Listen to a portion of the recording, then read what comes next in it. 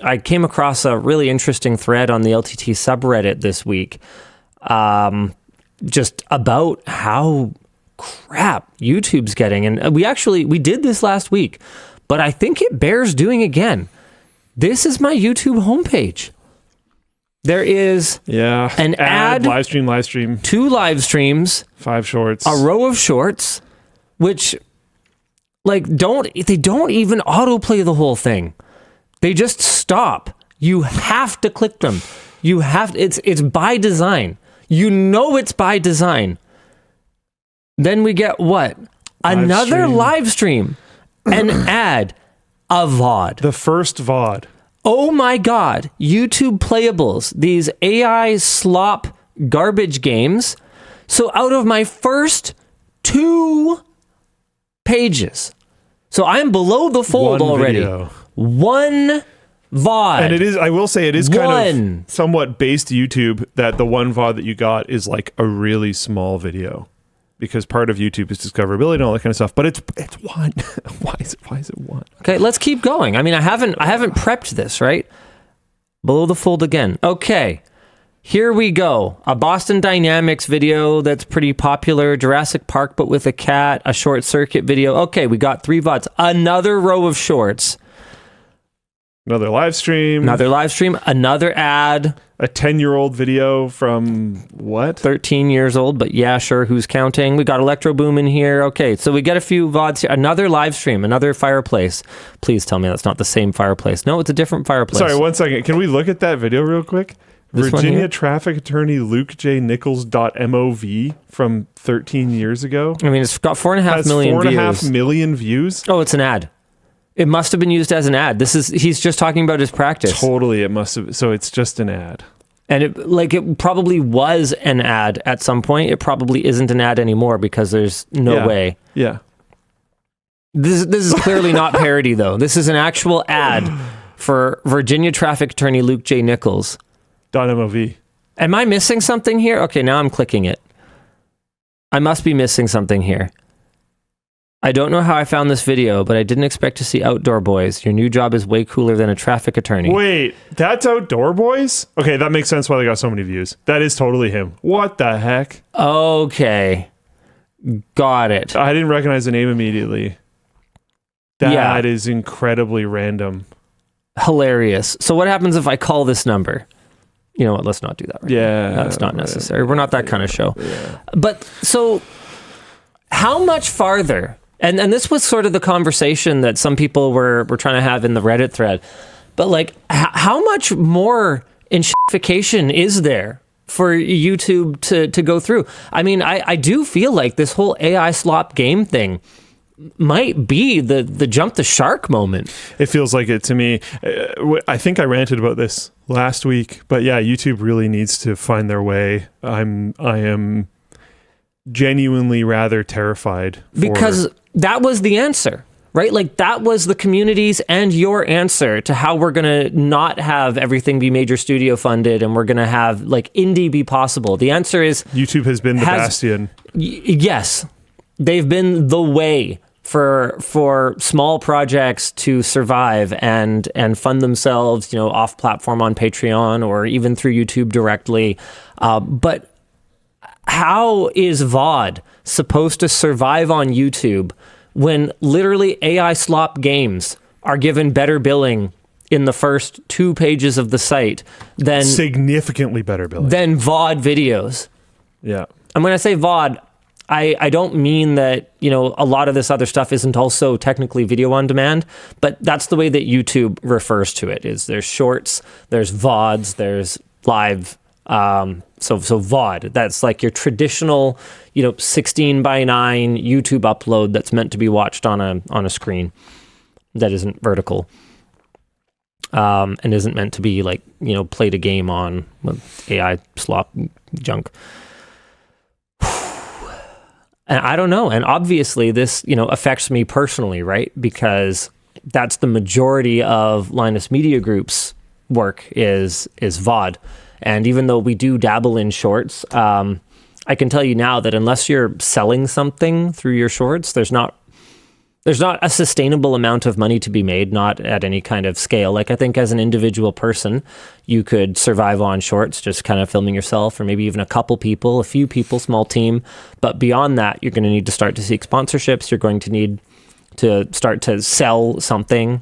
Ran into a really cool shorts creator who became a shorts creator because of his like frozen dessert business, as opposed to there's a bunch of that going on. It's weird, but yeah.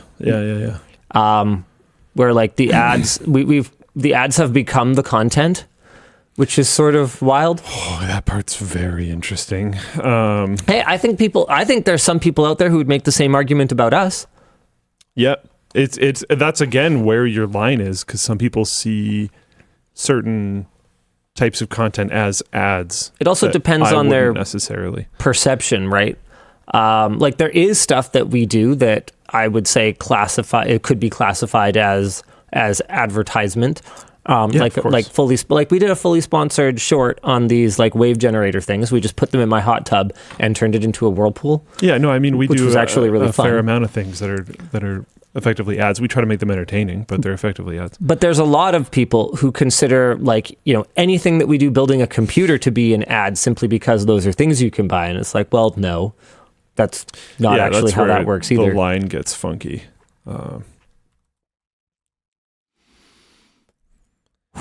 right. It's tough. But my like, I'm terrified for what's happening to YouTube thing actually has nothing to do with like my job or this place.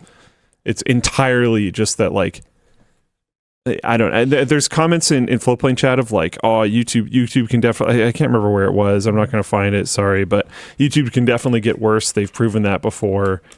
It's like, yeah, man, I don't know. I'm definitely on the like, let's dog on YouTube chain, I guess.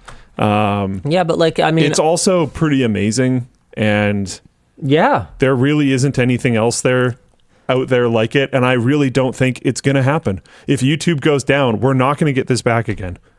You look at the incumbents. What are they doing? Yeah, just worse things than what YouTube's doing. Yeah, and that's and that was with YouTube to be there as a guiding star and show them how to create a creator economy company.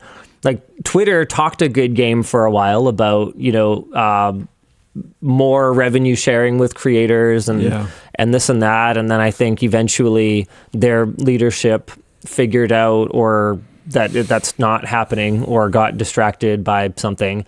TikTok, I don't think ByteDance has any intention of ever having a revenue sharing model like YouTube introduced.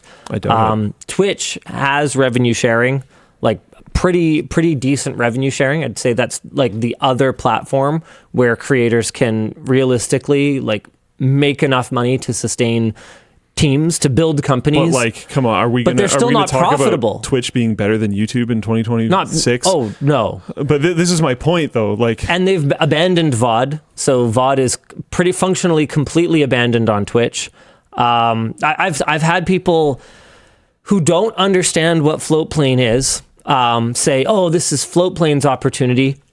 No, it isn't. Not. We're not doing that. It's not happening. That will literally never happen. It will never, ever happen. The only reason that YouTube works is because it operates at such a colossal scale that no amount of, you know what, Floatplane team, super talented.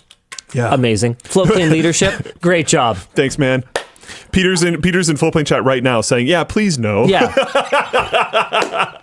We're good. We're not doing that. But a project of that scale, no matter how, I will say it right now, and I don't mean this to be offensive to the Floatplane team in any way. No amount of venture capital money would make that viable. But that has been proven already. Like, if anyone was going to do it, it was basically going to be Amazon with adding VOD to Twitch. And then... yeah, they don't work there anymore. It's probably fine. I'm not going to name them, but I have talked to Twitch people who during that segment of time were like, we are going to lose. We were never going to win. This is a failed idea. Their moat is astronomically bigger than everyone thinks. And no one will ever touch YouTube. And that like almost, it's been too many years to say that verbatim, but like it's close. Like there's no chance.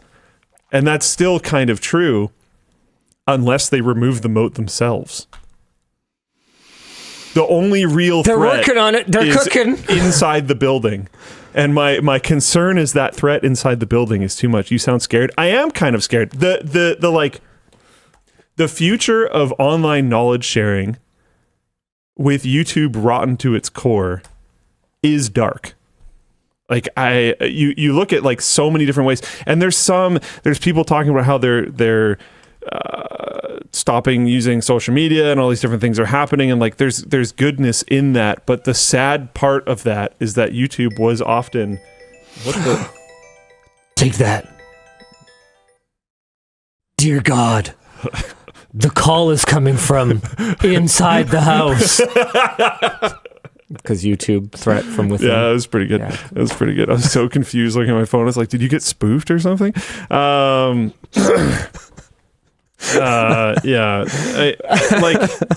It's... Okay, all right. Gravity Cube asks... It's just concerning. But why is it not feasible? I understand money, but what is the part that is so expensive? Okay, so uploading for free is fucking insane, for one thing. That's the start. Like, the whole uploading for free only made sense at the beginning because investment, funding, burning money, user acquisition period. It was the mid 2000s / sort of late 2000s, and I mean, even well into the 2010s, that was the Silicon Valley model. You just burned investor money, and then you acquired many users, and then usually you exited to a much larger company who figured out how to make money off of it eventually, or just kind of didn't and continued to burn money and just acquire users, see Twitch, as an example. That was just the model. But what happened to the vast majority of other, free to use, free to upload, free to download services, like, let's look at Dropbox as an example. Dropbox, made no sense how much they were giving away for free in the early days. Eventually, they had to look at it and go, oh my God, this doesn't make any sense. And they had to build like a viable business model. Yeah. And now Dropbox's popularity is, they were like basically everywhere. The cloud storage. Yeah. At the time, in the early days, and now it's like, Dropbox. I don't know what did you fail to pay? Did you get cut off by, let's see, Google One? It is OneDrive. Interesting that their iCloud. Their tagline is registered users. You better believe it.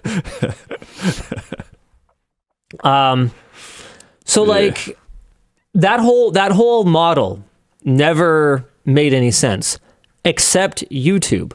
YouTube has somehow made it work. So we would have to find a way, and the somehow, right, is they got bought by Google, who continued to throw money into the money furnace until such point as they were able to extract enough data that they were able to leverage it to make enough on that data that they were able to turn it into a self-sustaining machine.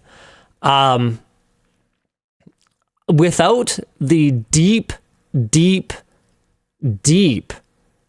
ad business that Google has, without the way that they leverage user data to make money in their advertising business, I just don't see how it could be done. And you can look at other examples of strong advertising companies. I'd say Facebook would probably be the closest thing at this point. Meta.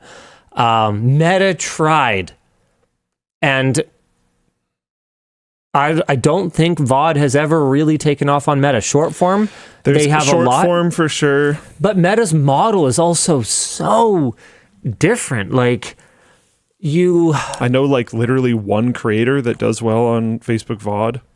And I know there are some other creators that do. They have some demographics, but it's not YouTube. And it's very, very, very far from being YouTube. And then the other side of it. So Google figured out how to bring in enough revenue to make it make sense, but then they also had to figure out how to scale up their infrastructure to make it affordable. And I don't know if you guys have noticed this, but Moore's Law And like the way that storage, costs per terabyte are going, like you can't just count on your next data center to be twice as fast, have twice as much storage, and cost half as much as the last one you built anymore.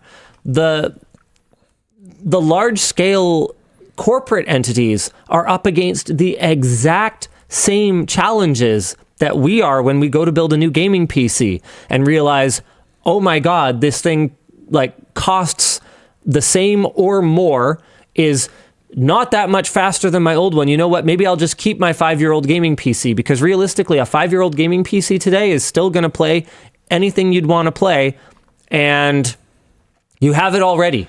You don't have to buy a new one. I mean, they have when you're operating at that scale, your power and your cooling become major concerns, and you might have to upgrade just from like an efficiency standpoint. But in terms of like performance and especially storage, we did a video a while back that was, I forget exactly what we called it, but it basically laid out the case for why, what was it? YouTube made a controversial move. It was something to do with YouTube Premium. Is this the skip ad thing? No, I think it was like the resolution. I think it was the resolution thing, like why 4K should be a premium feature or something like that. Yeah, thank you, that Zumba. Sounds about right. In Floatplane chat, where we basically showed how the cost per gig of storage used to go down very rapidly. Very rapidly. My God, rapidly. And then just like stopped. Yeah. And meanwhile, more and more people are carrying around 4K video cameras in their pockets, all while the storage doesn't get cheaper the way that it used to. So the only way to make it affordable is to just, I don't know. There's no magic. It's not like Google gets magic hard drives that don't cost money. Yeah. So apparently the answer is this.